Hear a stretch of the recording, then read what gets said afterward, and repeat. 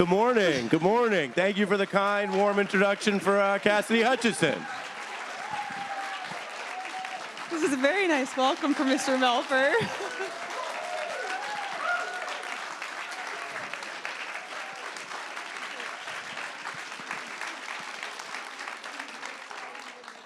Thank you all.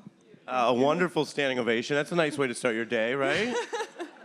You know, I was just saying, I feel a little pathetic because I came from the East Coast and I feel jet lagged, but I'm 3 hours behind, so I shouldn't feel jet lagged. So it was a very nice start to my early morning. A wonderful start, and I haven't even formally introduced you, which I will do, even though I think from the reception people are familiar with some of your work.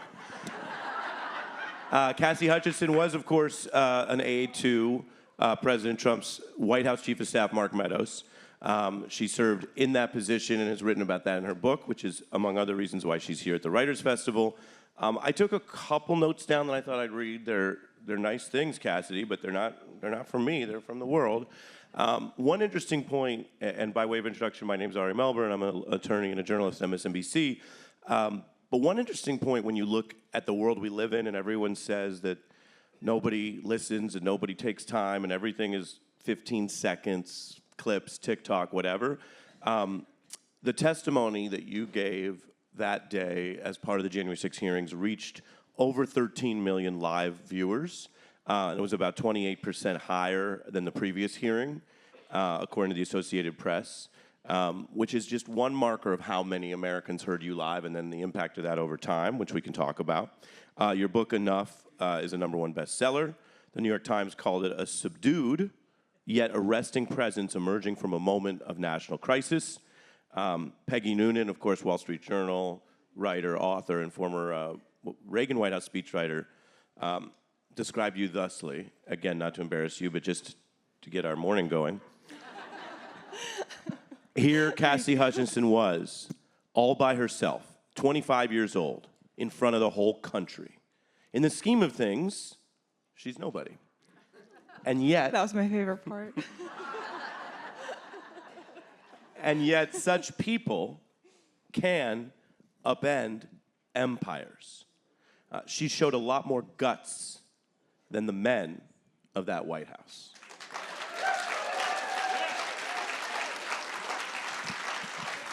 Thank you. And I think it just goes without being said that I did come forward to the committee with more information, and I did testify live, and thank you for the kind remarks. And did you not say anything nice? You should have given yourself a little plug there, Ari. Later, we'll do that. I'm here a couple times this festival. Oh, Ari's fantastic. But in all seriousness, I think that we are entering an era where we need to elect more women to office, and we need to make sure... Thank you. We need to elect more women to office, but more importantly, we need to make sure that Donald Trump never gets near the Oval Office ever again.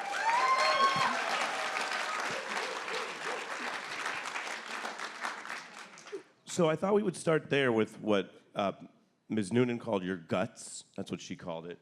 Liz Cheney memorably also discussed this, crediting you and some other witnesses and individuals who were lower in the food chain, younger, less supported in resources, lawyers, and the rest, who distinguished themselves, unlike, as Peggy Noonan put it, the men and some women in the White House, unlike many people say about your former boss. So let's start with that. How does it feel then and now? You've had some time to reflect and absorb, although, again, it's still a lot that you went through. But how did it feel at the time, particularly going into the hearing and deciding you were going to be putting yourself or willing to testify in that setting, in that public setting in front of the nation?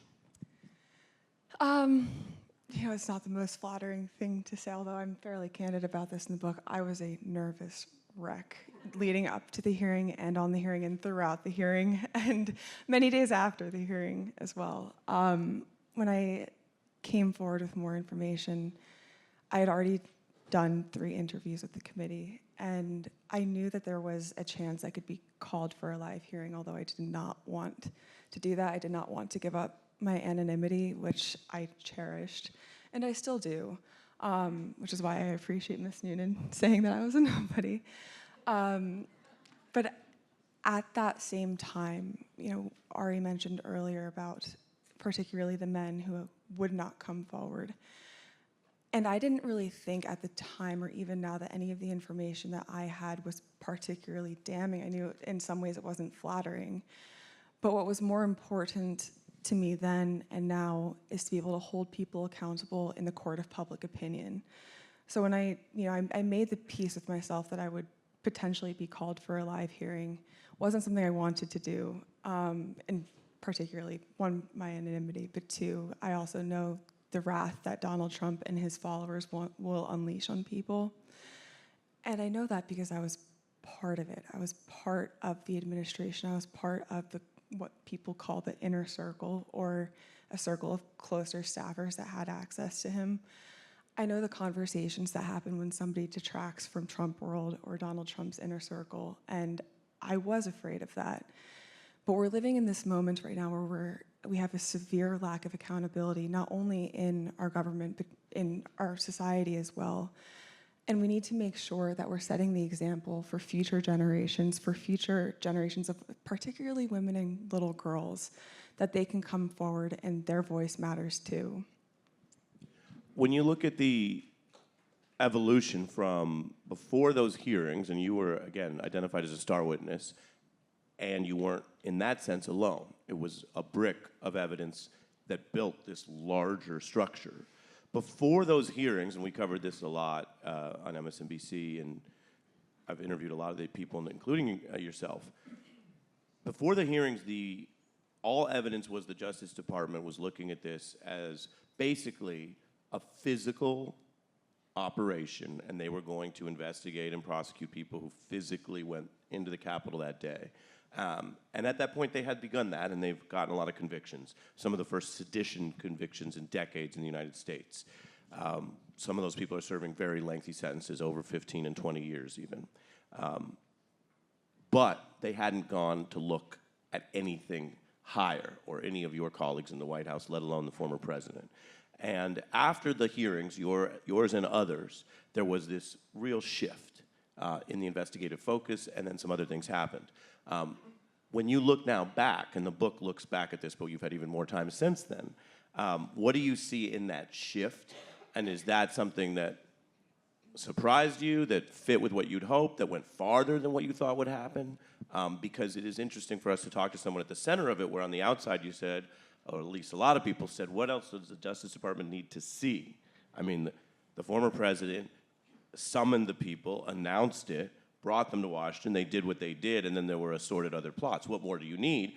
And one of the answers, and then I'll let you answer, one of the legal answers is, well, you need more than the logical flow of events, right? In a court of law, especially a criminal court of beyond a reasonable doubt, you need a lot of other hard evidence of what was happening secretly or behind the scenes, and it would seem that you contributed some of that. So, again, the question, did it seem obvious, this is definitely what should have happened, surprising, more than you were expecting?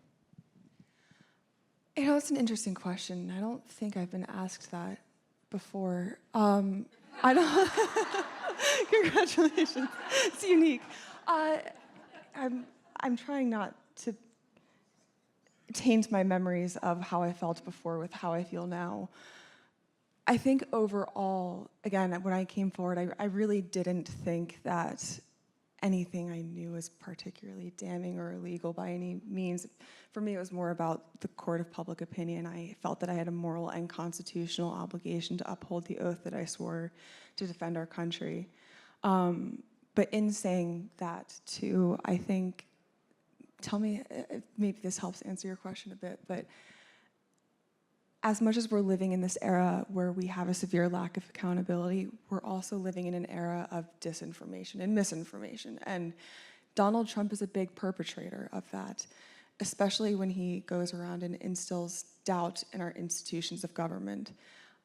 Our institutions of government only work when people, the public, serves those institutions well. Our constitutional republic is fragile, and it needs to be sustained by people that we can rely on and that we can trust to do the right thing when push comes to shove. And to me, it's sort of sad in a way that we're coming forward and honoring a subpoena and honoring the oath that you swore to defend the United States is seen as something that's courageous. To me, it's just what I signed up to do. And I very much appreciate that, and I hope that that effect continues to transcend through our society. But I would like to see us return to a place where we, as a country, aren't completely fighting against each other and fighting against our better angels, because we can only come out through this moment if we come out of it together. Well, you talk about disinformation, so that's really another place I wanted to go to with you. Right now, the D.C. Circuit Court of Appeals is considering whether to greenlight the Jack Smith federal coup case, which is sort of the most serious case about the events you testified about, or whether to find that Donald Trump, as a former president, has some sort of immunity that might prevent that case. So we could learn that today, we could learn that any day. If that case goes forward, it will be stacked against the denials. And the public denials, as you know, involve disinformation. It involves people, sometimes Donald Trump, sometimes Tucker Carlson, and others saying, that didn't happen. So that's the denial. It didn't happen.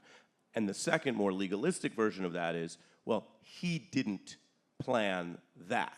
He planned something else. He planned a rally. He planned one last discussion or gathering. He didn't plan that. So it's either didn't happen or didn't do it. What do you think is important from what you observed and the other things that you heard from credible other people in the White House about those defenses? I think that didn't happen is sort of beyond the reading level and of this room. I mean, the fact that that's even one of the excuses on the plate shows you how desperate they are for something. But the idea that he didn't know in advance it was going to go that way, or that day he didn't know it would be violent, or some of the things you testified about. What do you think would be important if this case goes forward in the actual hard evidence and the testimony that would speak to those denials? Donald Trump denies things when he's afraid of the repercussions of them, and he denies them very vocally and very publicly when he's very afraid of it, and he does that to his most vocal critics as well. If this case does move forward, I think it's really, really critical, and it's a conversation that we all need to have nationally, whether it's in the media or through interactions like this and just among our neighbors, that he is a fundamentally dangerous man who is unfit to be in the Oval Office. I know that because I was there. I was there in the days leading up to January 6th. I was in the White House on January 6th. I was in the tent with him behind the stage on January 6th. In saying all of that, again, it's up to the Department of Justice to determine whether or not he should be held accountable for that. And I have faith in our systems that he will be if that is what they determine.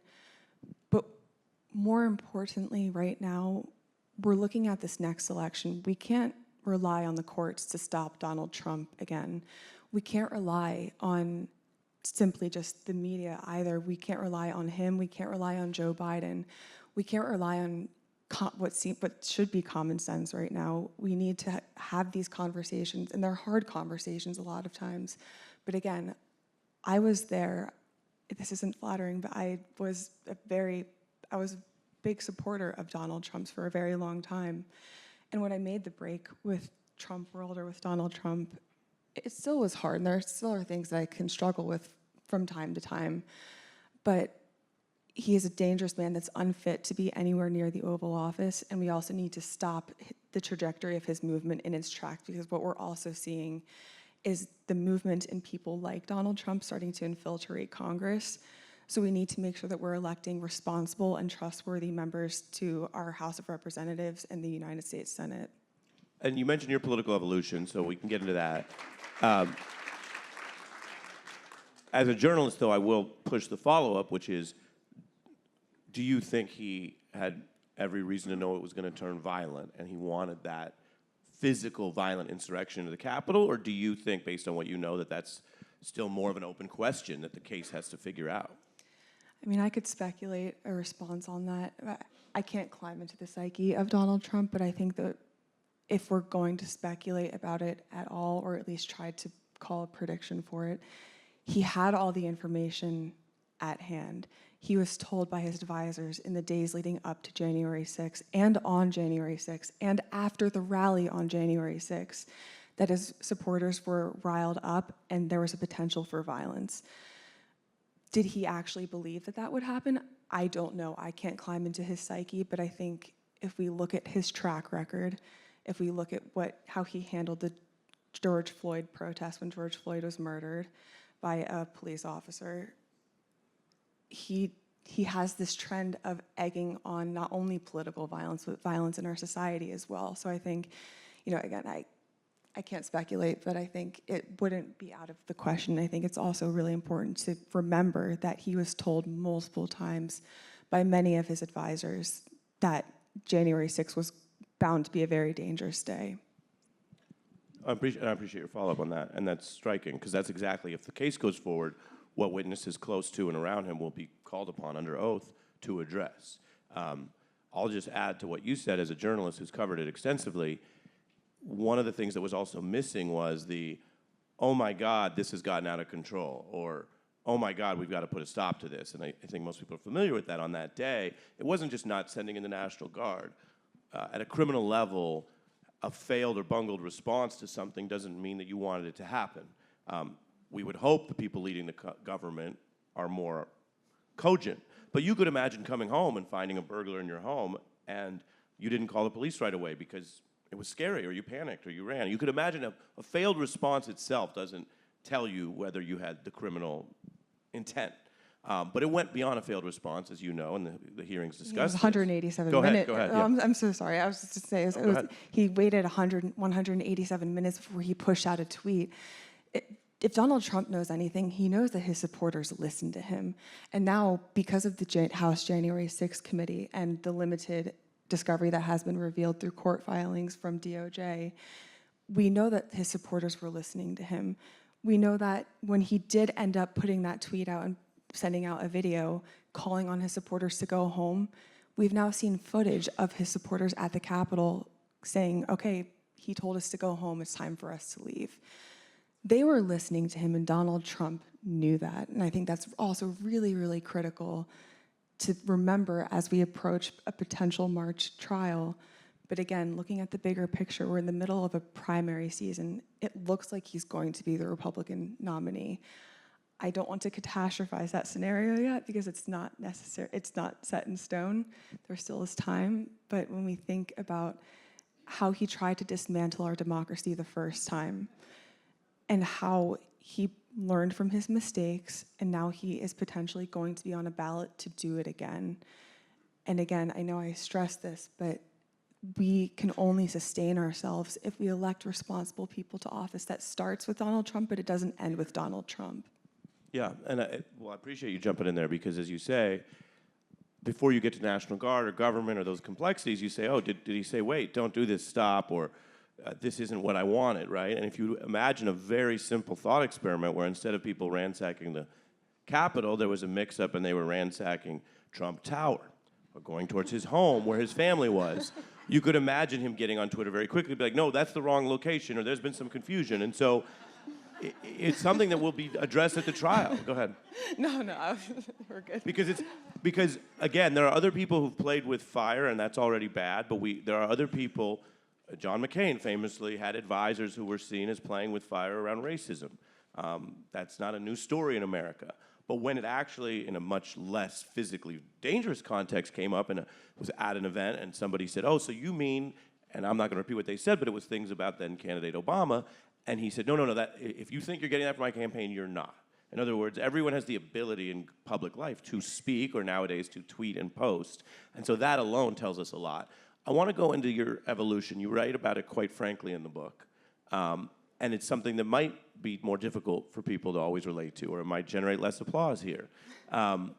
You were an ardent, not only Republican, but a believer in what you understood to be the MAGA movement, Donald Trump. The Republican Party. The Republican Party. Well, tell us about it, because, but working very hard for Mark Meadows and that White House to achieve any and all of its goals. This was up until what happened in January. And you write about the evolution you had to make. And I think in some ways, just an observer here, that's actually harder than the other stuff. Because, right? The other stuff, you're a witness to this horror, and you've been... I'm speaking facts, or I'm speaking to what I either witnessed firsthand or secondhand. Yeah, and you've been rightly credited for that at a time when there was a very clear public accounting. And yet the hard part of this I'd love for you to talk about, because it's actually what we need, and it relates to what you've said a couple times now about what we have to do as a country and in elections, which is, do we have space to listen and understand why people have such strong different beliefs? And how do we engage with each other, even if we still have really strong different beliefs, to say, oh, well, if you're growing, there's space for that, rather than the endless cycle of recrimination and polarization. And so talk to us about how you felt and how you changed, and how that was hard for you, because we've heard some people, I've had people on my program who liken it to a cult, and that it was very scary and personally stressful to leave one group and then not know how they'd be received elsewhere, that our politics has become something so personal and at times so dangerous that it's a whole life reorganization. It shouldn't be. It should be like New Hampshire. You want to switch parties, switch back that night. It's supposed to be Which, choice. by the way, even though Trump won New Hampshire, I double-checked the facts, statistics on this, but I believe it was about 35% of the Republican voters in New Hampshire said they would never vote for Donald Trump, too. And Donald Trump is losing people by the masses. He's losing independents and he's losing women. He can't win without that constituency. So your evolution. Yes, so my evolution on this. I grew up in a very apolitical family, but during the 2012 presidential election, when it was Mitt Romney was running, that was the first election that I really ever paid close attention to. And there was something that just hooked me to the Republican Party, and at that moment, and I had this vague idea that I wanted to work in government. My father was hostile towards the government, so I never really had room to grow into that space or explore it. But the 2012 presidential election was a really pivotal moment for me. And then I went to college and I applied for internships on the Hill, and I used to say I was in the right place at the right time. I don't know if it was the wrong place at the right time or what combination of it would be. That's a Dr. John reference. I don't know how many people get it. No? We have one rock and roll fan in the middle. So I ended up interning on the Hill. This happens as Donald Trump is elected to the presidency. I voted for him in 2016. I never thought that he would win, but I did vote for him. And I ended up working in his administration in the Office of Legislative Affairs and in the Chief of Staff's office. When you're in that environment, it is a very insular environment in a way where if your thoughts begin to detract, or if you begin to speculate about what the news may be covering, and I'm just speaking from my experience, I felt, or I observed people that just sort of cowered back, and you're not really supposed to question Donald Trump or the intentions of the administration, and for that just became my normal way of thinking. So then when January 6th happens, and then I have this period afterwards where I'm then looking back and I'm thinking, oh my gosh, like what actually happened? This is actually really important and big, and this wasn't Antifa, this was not the left, this was Donald Trump, and this was the administration that caused this constitutional crisis. Came forward, and you made an interesting point. Sorry, I'm going out of order a little bit here, but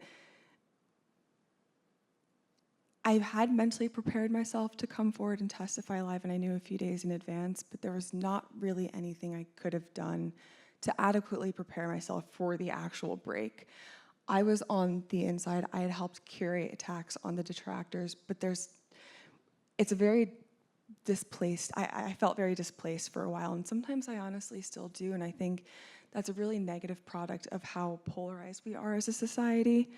But at the same time, I have been embraced by rooms of people like you all, or people on the road, or just everyday Americans that are grateful, but also because they see what's at hand right now. Displaced how? What do you mean by displaced? To not really have the sense of community of, I want to make sure I'm responsibly phrasing this, because I believe that there's a fundamental difference between the Republican Party or conservative principles and the Trump Republican Party. The Trump Republican Party right now has control of the Republican Party. We can't wash over that. We see people, courageous members of Congress and senators like Liz Cheney and Adam Kinzinger, who gave up their seats, in effect, to continue to speak truth to power, to speak truth to Donald Trump. We have people like Mitt Romney, Rusty Bowers, but we also have people like Shay Moss and Ruby Freeman who testified to the January 6th committee about their struggles with Donald Trump. So that was slight detract, but I try to be very careful about the cult references because I am not a cult expert. There are a lot of people who are, but I will say there is a very strong sense of tribalism within Trump world and within politics in general. Well, and being in a cult might have given you some expertise. Joking. It's just a joke. No, because it's for you to explain and make sense of what it is, right? And yes, I agree with you, and I think it's important. These words get thrown around, and there's a spectrum, and even in government service, there's a spectrum. But I'm going to push you one more time on the displacement. Tell us what you're feeling, because not just you, I've heard from other people who feel that they're doing the right thing, or they've done what they think is right now, based on what they know now, but they have this out-of-body experience walking around where all the people who were the opponents, or sometimes we say the bad guys and gals, although that's a very reductive way to look at it, are now on their side, and then all their old buddies, including people they worked with, these were very formative professional and personal experiences for you, as you write, are now their, quote, enemies, and it's a very discombobulating experience. Do you feel still like that, or do you feel that was momentary during the heat of this, and now that's past? I do and I don't. Earlier I mentioned I've met so many people who I never thought would welcome me. Democrats, even some Republicans, independents, a large swath of people. So as difficult as it can be sometimes, I feel so fortunate not only to have this opportunity, but to have people listen to me. And I think that's also really critical in this period where, as a society, at least in my observations, we tend to hear people and not to listen to them. And we need to have conversations where we are listening to people, because that's the only way that we can evolve our own thought patterns. But you mentioned the displaced comment.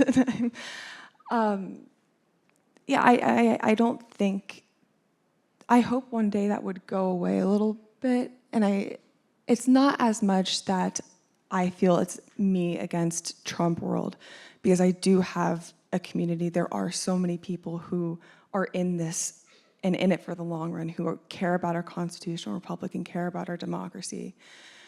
But I also still feel a sense of obligation and responsibility to continue opening people's eyes, whether they work or are involved in Trump world or with Donald Trump, or whether they're considering supporting him in 2024 as the candidate for a potential candidate for president. And until we break down those barriers, I don't think that I'll ever really fully feel not displaced, because I want to get back to a place where having a constructive conversation with a Democrat is seen as something that's productive for our society. Right now, we're fighting against disinformation and propaganda and lies, and that's not only not productive, but that's dangerous and poisonous for our country as well. Yeah, and I think hearing you and but really your path through all that is very interesting. Since we are a writers' festival and you have a best-selling book, I thought it'd be fun to also touch on, and this is maybe a little lighter than some of what we've been going through, but touch on how you decided to try to write this story. I think people are interested in that. And as with all writing, there's the opening question of, what's the genre and what's the vantage point? Is this a tragedy or a comedy? Is this hero's journey? Does it depend on what happens later? I mean, as I mentioned to you, because you're caught up in history, and the history books have not yet been written, and we don't know whether we're on the precipice of tacking away from some of these things, having been exposed, or for many people, the more disturbing idea that having been exposed, a sizable enough number of people say, yeah, that's what we're doing. I'm good with that. And we go that way. And historical analogies are always difficult, but there are many countries where the rise to authoritarianism began with elections, and then eventually there weren't any more elections. Right? That's how that can work. So I say that to say, how did you think about when you started the book, what type of book you were writing? Did that change over time? Is it at times a comedy, right? If the stakes were lower, there are Baroque. This is a very loaded question. I'm trying to... Yeah, we'll take your time to think about it. And I have, as you think, in doing, we've talked before, so I've interviewed you before, but in thinking about this today in the Writers' Festival, I was looking at some of the reviews of the book from that vantage point. So while you think for a second, I'll read from you. The Times sort of touches on that absurdity. There's absurdities here. So Miss Hutchinson describes a journey down a political rabbit hole, I'm quoting, that might have tested the psychological stamina of a more seasoned operative. It is a place where loyalty to Trump surmounted all else, to the point where White House staffers routinely laid, quote, leak traps in the hopes of discovering who was feeding information to the media. One time, Mr. Meadows is detailed as asking Hutchinson if she would, quote, take a bullet for the president. Perhaps in the thigh, she nervously joked back. Okay, so I guess that maybe comedy a little Right? bit. It was by her telling, so this is the Times. I meant that at the moment. Okay. You meant it. So this Not is here to play revisionist history. Yeah, well, this is the Times thinking of you as you are now. You're a writer, right? You start as a political operative or a government worker, whatever term you want to use. You start in it, then you become a writer. So the Times is reviewing your writing. It was, by her telling, an administration awash in paranoia. Meadows and others refusing to dispose of daily litter in burn bags. So already you could burn it, but that's not enough for them, you write, because they feared that someone from the deep state might intercept the contents in the burn bag. It was quite an interesting administration. I mean, that sounds really out there. Instead, she writes, Meadows burned so many documents in his fireplace in the final days of the Trump presidency that his wife complained to Miss Hutchinson about how expensive it had become to dry clean the bonfire aroma from his suits. Yeah. Tell us about what story you were writing. Felt like that in the whole, throughout the West Wing, too. I'm sorry, can you repeat your question, though? With all this distraction, I guess the question is, what kind of all book these memories flooding back. What kind of book is this? What kind of book is this? Yeah. I mean, it's a memoir, autobiography, biography.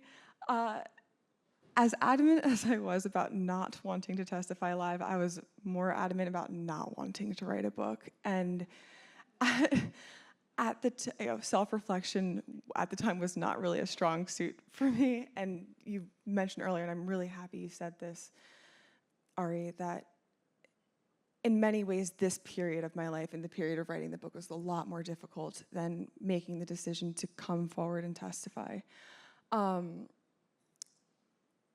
There are still a lot of things that don't fully make sense to me, but I wanted to write the book. When I decided to write the book, I decided that I wanted to write it in a way where I told the story in real time. And I felt that that was, in my view, was the best way to have the audience actually be able to relate to it. I didn't, Trump world books or books that came out of the Trump administration, I personally have felt are either skewed very much in his favor or very much not in his favor. But in reality, there is something down the middle. It wasn't all bad, and people are people. A lot of my colleagues were humans. We all make mistakes, and I think to be able to humanize those smaller moments helps bring light and give shape to my trajectory and why it was difficult for me to come forward. But I also wanted to make sure that if I did decide to write the book, and when I decided to write the book with a very talented and phenomenal writer that I worked with, Mark Salter, who worked for John McCain. So he really helped pull the story out of me too. But I also knew that I wanted to make sure that I was speaking the truth and speaking very factually about things, because I didn't want anything to be misconstrued in the narrative of the book. So you mentioned Mark Salter, who's a very acclaimed political writer. I'm sure some people are familiar. He says, she put a line in the book, "I adored the president. I told her, that makes me wince." I think he used a more vulgar word than that, but we won't go with that. Say again? Oh, I didn't even I said hear I think he used a more vulgar More word than vulgar, word. okay. There was a little bit of contention here. Might have been the first time you heard of vulgarity in Washington. And then he goes on. This is what he goes on to say about you. And again, I know it's a little funny to talk about you sort of in this way, but he says, it's hard to blame her. She was in a heady situation for her age. When I was 24, I was smoking dope and pounding railroad spikes. And I wonder. He brings out the ageism. Right, I said it's a little funny, but that's your collaborator, so that's what he said. I'm dealing with the quote. He's great. Again, we're here at a writers' festival, and we're amongst a tradition that writing and thinking and reading and engaging with the material is the way forward. There are many great societies that have had great problems, and that method has worked better than some of the other methods. Screaming, mobs, violence. We don't change people's minds Right. by talking at them. We don't change people's minds by immediately shaming them out of their own belief system. So that's part of the question as well for today, which we didn't talk about as much when I interviewed you on the news. But for a book, The Ari Melber show. why was Ari it Melber, sorry. Yeah. Why was it important to you, given everything now we've been discussing, to not only have a collaborator, which is a great way to organize thoughts, and in most writers have editors, or you have a team of researchers sometimes in journalism, right? To have someone to work with, sure, but specifically someone who both knew not only the Republican Party, as you said it once operated, but who in a fundamental sense still had disagreements with you, and you felt that he could still carry out this project with you. Tell us about that choice, which I think is in the background or behind the scenes of a book that's well received. Tell us about why you wanted that, and not, for example, there's other people that are exactly on your journey. You mentioned Alyssa Farah. You guys did an interview recently together. Yeah, with Alyssa Farah and Sarah Farah, Matthews, who also testified to the January So 6th committee. you and Alyssa are much closer, right, than you and say, Mark. So you made a very deliberate choice to work with someone who wasn't exactly your echo or lifeline. Why, and how do you think that affected the writing of the book? Mark Salter and I we clicked really almost immediately, and I knew his history. I'd read some of what he had worked on before. I grew to really respect and admire Mark Salter, but it took a while to really build that relationship. And again, this sort of speaks to, you're asking a lot of unique questions, sorry. I was obviously disconnected completely from Trump world at that point, but Mark Salter was really one of the first real relationships that I had formed with a Republican that I hadn't known before I had worked at the White House or on Capitol Hill. So having Mark's perspective to help me boil down this story and to be able to understand it a little bit more myself was invaluable. But to go to the larger point too, there's such a strong power in storytelling, and the only way that we keep the memories of our history alive are when we tell the stories, or when we pass along these stories about what happened to our future generations. And fortunately in America, up until now, we haven't, in my lifetime and in modern history, we have not had a constitutional crisis like what we're facing right now. We're really fortunate in America where we haven't, in recent history, faced something like Venezuela, where we have an authoritarian leader rise to power, and before we know it, our government's gone. But that is the trajectory that we're on right now, and we're on that trajectory because that is where Donald Trump wants to go. Donald Trump jokes about being a dictator. I think that we need to take what he says at face value.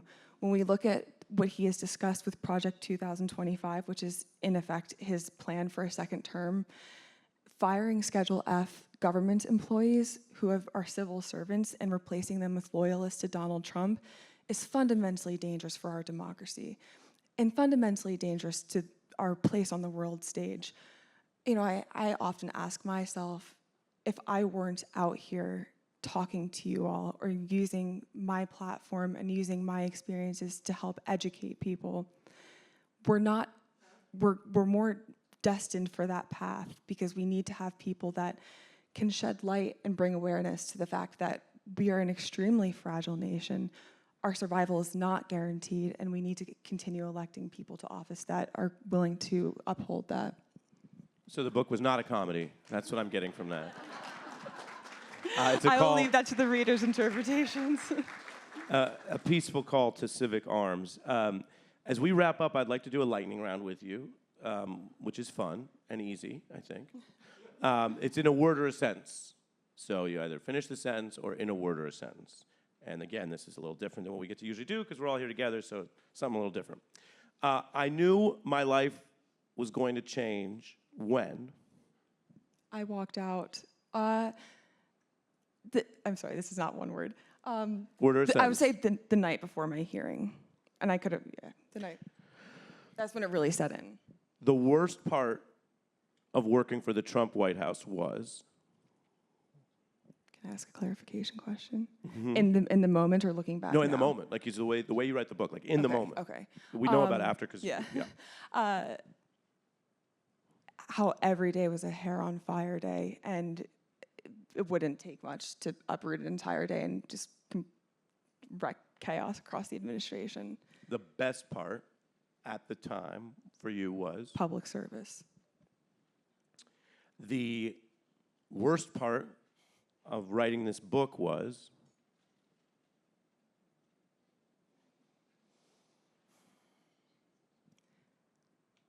Coming to terms with and making peace with a lot of decisions that more than a sentence, coming to terms with and making peace with a lot of decisions that I'm not proud of that I had made in the past and people that I had hurt.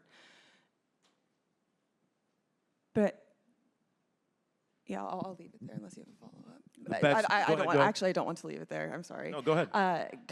Coming to terms with the decisions that I had made that potentially could have hurt people along the way, and I still had cared about a lot of my colleagues, but let's move on.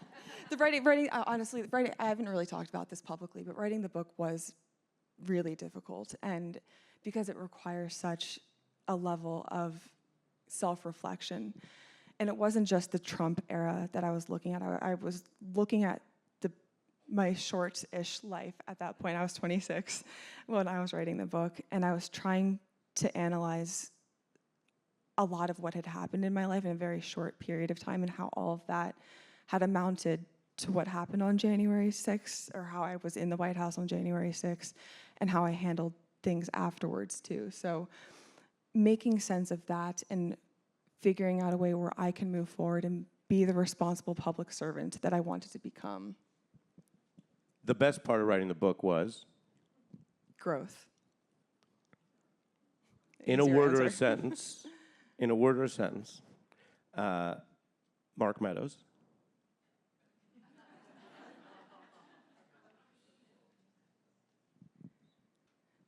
Is a public servant, was a public servant.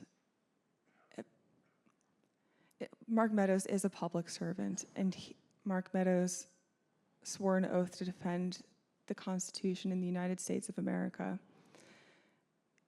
And to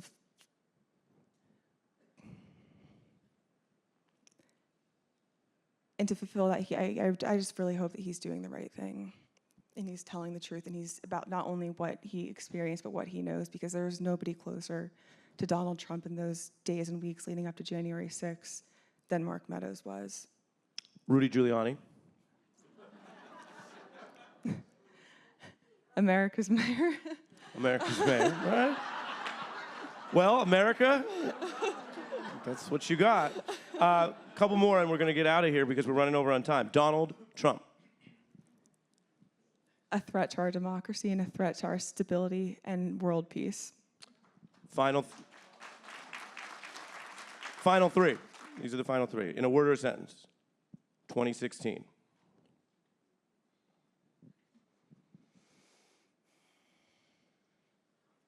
A pivotal year. 2020. A telling year.